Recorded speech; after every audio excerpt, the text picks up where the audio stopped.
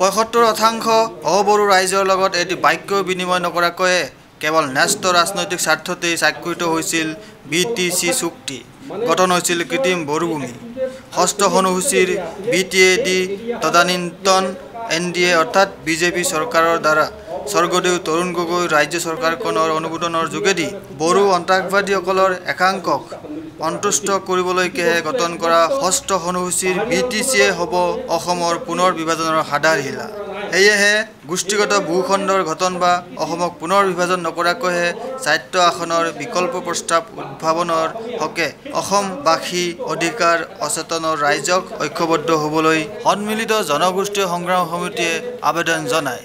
এই সন্দৰ্ভত মুখ্য আহ্বায়ক ব্ৰজেন মহন্তই কয়, আজি দিল্লী আৰু দিছপুৰৰ পৃষ্ঠপোষকতাতে অসমত আৰম্ভ হৈছে পুনৰ অসম বিভাজনৰ কুচকাৱাজ।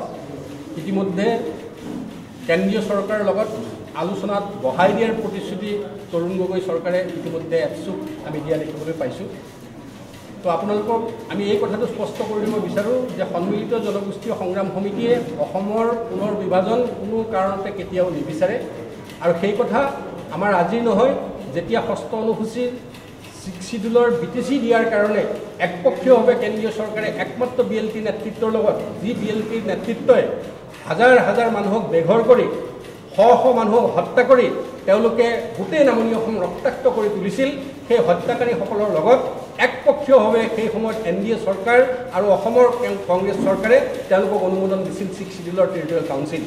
যি 6 শিডিউলৰ টেৰিটৰিয়েল কাউন্সিলক আমি সেই সময়তে বিৰোধিতা কৰিছিলোঁ আৰু সেই সময়তে আমি কৈছিলোঁ যে যিটো ভূখণ্ডত একমাত্ৰ 25% বড়ো মানুহ বসবাস কৰে তাতে অবড়ো মানুহৰ সংখ্যাই হৈছে 75%।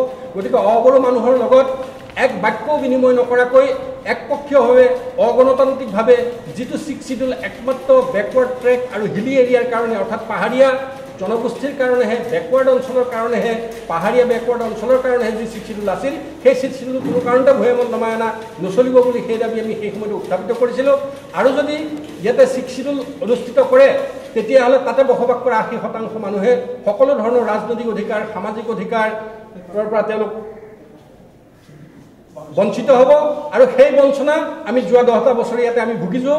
আজি আমাৰ চিৰ চেনেহী যি মাতৃভাষা অসমীয়া ভাষা সেই ভাষাও আমি তাত প্ৰয়োগ কৰিব নোৱাৰা হ'লেও আজি বড়োভূমিত অৰ্থাৎ তথাকথিত BTAD প্ৰশাসনে আজি তাতে চৰকাৰী ভাষা হিচাপে অসমীয়া ভাষাক তাতে প্ৰচলন তেওঁলোকে নকৰে, চৰকাৰী নথি একমাত্ৰ বড়ো ভাষা আৰু ইংৰাজী ভাষাতে চলে। ঠিক একেধৰণে সকলো ৰাজনৈতিক অধিকাৰৰ পৰা তাত বঞ্চিত হৈছে।